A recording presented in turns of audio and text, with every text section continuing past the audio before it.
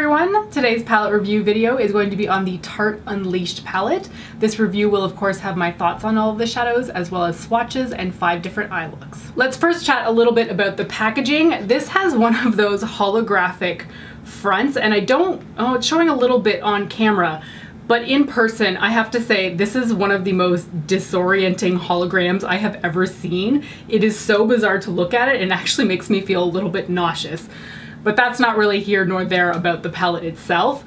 So the front does say young, wild, and cruelty-free. Interestingly enough, it doesn't actually say Unleashed on the front, even though that is the name of the palette. You really only see it on the back of the packaging. This whole palette is made out of plastic. There is a bit of a snap closure when you open it right there. And of course, when you open it, you have your 15 different eyeshadows on the inside, as well as a pretty large mirror. I've said this before and I'll say it again. I really like when the mirror is the entire size of the palette, just because I feel like it's more functional that way. You are getting 15 shadows in here and they each have 1.2 grams of product, which I think is excellent. The palette does retail for 51 Canadian or 39 US. Which I think is a really good price point. As palettes have started to reach more towards the $60 and $70 Canadian price range, I've started to feel like that's very expensive for palettes. So when I see one that's only around 50 bucks Canadian, I'm pretty excited about it. The back of the packaging also does indicate that this is made in the USA. The palette does come in a box that includes a small size of the Big Ego mascara. I won't be reviewing that in this review because this is strictly about the eyeshadow palette itself. Alright, now that you know all about the packaging and the price, let's take a look at the swatches of the colors inside the palette.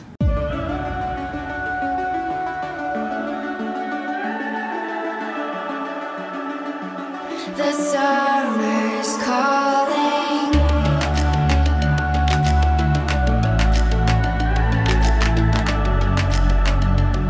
The summer's calling.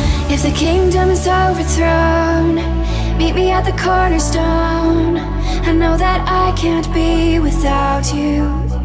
Okay, now that you've seen the swatches, let's talk a little bit about the shadows that are in this palette. The first thing I have to point out is that the outer packaging really does not match what's inside the palette, and I always find that a little bit bizarre. This is pink and purple, turquoise, teal, navy, and you open the packaging and you're like, okay, but what happened to those colors? I mean, there's 2 bluish colors here on the side, but the rest of it really doesn't mesh with the outer packaging, which I always find very bizarre. Now that being said, I was actually quite drawn to the shadows in this palette the very first time I saw it. I was intrigued because it had a lot of orange and warm colors, but there's also like this sort of muted down shimmery red. There's more than just a pop of blue. You've got this beautiful turquoise color over here, and then you've got this shimmery deeper blue as well. But you've also got neutrals in the mix to sort of balance out looks. So what I see in this palette is a huge variety of colors. You're getting 7 mattes, which is excellent. I hate when palettes are stingy on mattes, and this one is not. And you're getting 8 shimmery colors. In playing with this palette over the last week, I've noticed that there's some differences in how the colors appear versus how I thought they were going to look on my lid. In particular, I thought that Oh Dear, Qualified, and Hypocritical over here were going to look a lot more purple on my eyes, and they really didn't come out that way. If anything, they came across very brown, which I wasn't really expecting, because looking at them, I feel like they're more of like a mauve, purpley kind of color. Oh Dear itself ended up being pretty much my general kind of transition color. It's funny, in the pan, now that I'm looking at it here, it definitely has more of like a tawny tint to it. But to my eyes, paired with the rest of the colors, I actually felt like there would have been a little bit more purple to it. You will find that the shadows are very pigmented. The mattes are especially bold and bright. You will get quite a bit of kick up when you stick your brush into the pan. That doesn't bother me. It goes on my eyes just fine. I would recommend doing your eyes first before your foundation with this palette, just because I felt like I had a lot of fallout with the eyeshadows. I routinely get a lot of fallout with eyeshadow palettes because I can be quite heavy-handed, but with this one I felt like there was even more than normal. It's not really an issue for me because I do my eyes first and then follow up with foundation after I've cleaned up any mess, but if you're somebody who's used to doing foundation first, you might want to switch it around if you're using this palette. I did find that the mattes were super pigmented, easy to blend, but I did feel like they were stronger than the shimmers in general. The shimmers were gorgeous, don't get me wrong, especially these blue ones. Those went on so like creamy and smooth. But the other ones were a little bit stiffer, and they worked a little bit better if you put like a little bit of dampness on your brush. Just spray it with some water and you'll be perfectly fine. I'm starting to realize that I'm doing this a lot with shimmers, and I think shimmers, unless they're a true foiled texture, are just not as smooth as I'm expecting them to be anymore, just because I keep going in with a damp brush, so keep that in mind. There is one shimmer in here though that is an absolute garbage shade unless you use it wet, and that is Awkward down here. It's this beautiful golden green patina type color, and it is beautiful to wear. I've got it on the inner corner of my eyes right now, but you have to apply it wet, because if you don't, it's just this chunky, crusty type of eyeshadow that doesn't look very smooth on the eyes. As soon as you apply a little bit of liquid to it though, it looks glorious. Now, you heard me mention the shade Awkward, and I have to point out the shade names in here are absolutely adorable. So this is called the Unleashed palette, and I think they kind of took their theme of being cruelty-free and unleashing animals. I'm all guessing here, I haven't looked any of this up. And just sort of applied cute little names to the shadows, because all of them are based on animals. This one here is called Iguana Love You. Really cute. This one up here, Hypocritical, Awkward, Awkward. And then you've got like Camouflage here, Monkey Business, You're a Lion. The shade names are really well done. Whoever was in charge of coming up with them did an excellent job. Oh yeah, and this one over here is called Irrelevant. I love that shade name. While I do feel like the shades in here are pretty varied, there are two shades that I just don't know why they included both of them, especially because one is a little bit more inferior to the other one. So Camouflage down here and Qualified, they look a little bit different in the viewfinder now that I'm looking on the screen, but in practice, they come out identical on the skin. I know Qualified looks like it has a little bit more purple in it, but it truly comes across just as brown as this one does down here. And for that reason, because they're so similar, I wish that they had included like a deep matte navy color that would work really well with the blues over here, or a deep matte purple, like a true purple, because that one is not.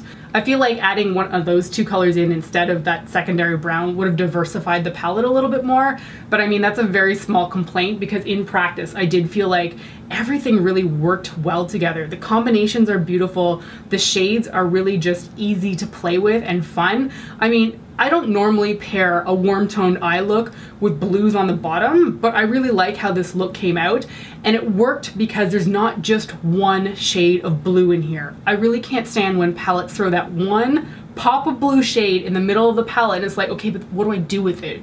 Because none of the other warm tones will work. It worked because there's a turquoise and they pair really well with the rest of the other colors. I also really like how Tarte has chosen which colors to make mattes in here, because I feel like brown is super common as a matte. Fine, we're always gonna get that.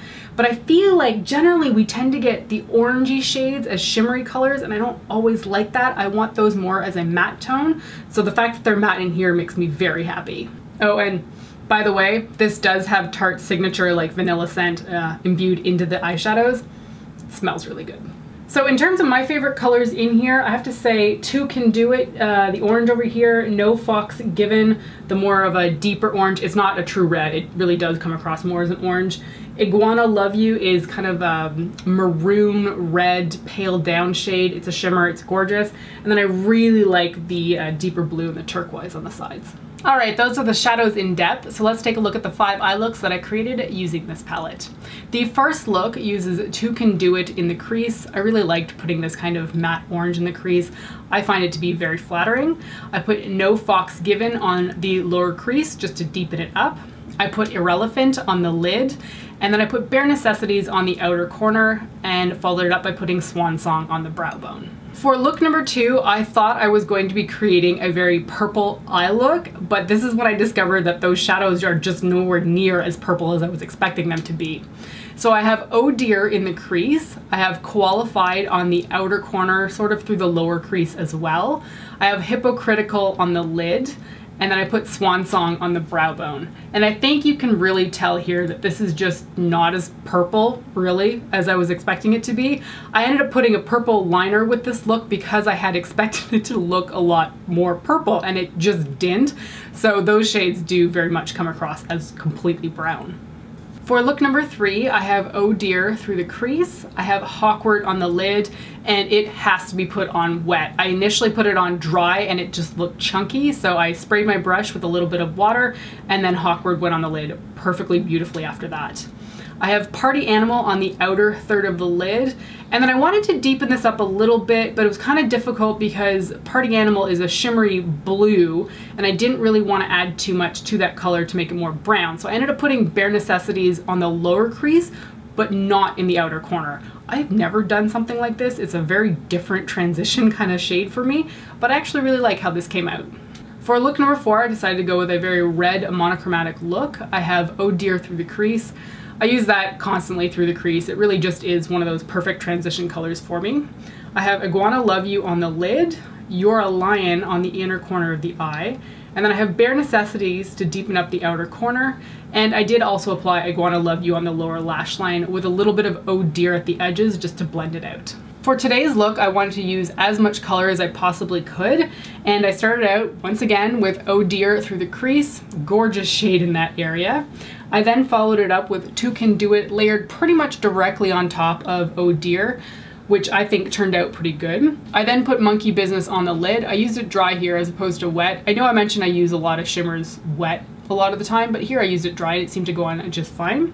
I then have No Fox Given on the outer corner of the lid and dragged it through the crease. I then took a little bit of Bare Necessities and really just sort of dabbed it in the very outer corner of my eye. It ends up getting covered with winged liner later on, but I do like a little bit of deepness just in that very outer corner area. For the lower lash line, I started with Totally on the inner half of the lower lash line, and then I put Party Animal on the outer half of the lower lash line, and then this was kind of accidental, but I dragged it up pretty far into my upper lid area, mostly because I was going to use my winged liner to cut between the two colors, and I couldn't really figure out how to blend the orange and the blue together without getting a really muddy color. In the end, I think it worked out, but it was touch and go for a little bit there. I also used Swan Song to highlight my brow bone, which I don't think I mentioned in all the other looks, but I did that constantly. It's just a good brow bone highlight shade for me.